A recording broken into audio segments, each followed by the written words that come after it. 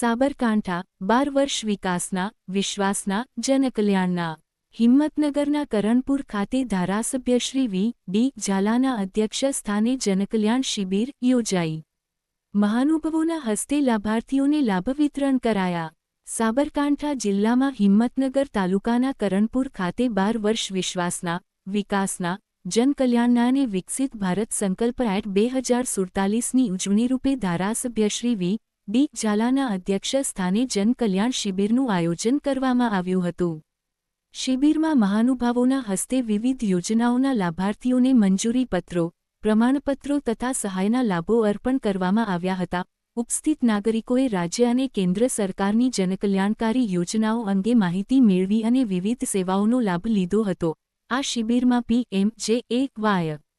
યોજના, રાષ્ટ્રીય વૃદ્ધ પેન્શન યોજના, નિરાધાર વૃદ્ધ અને દિવ્યાંગો માટેની આર્થિક સહાય યોજના, ગંગા સ્વરૂપા આર્થિક સહાય યોજના, આધાર કાર્ડ સેવા સહિત અન્ય વિવિધ કલ્યાણકારી યોજનાઓના લાભો તથા સેવાઓ પૂરી પાડવામાં આવી હતી.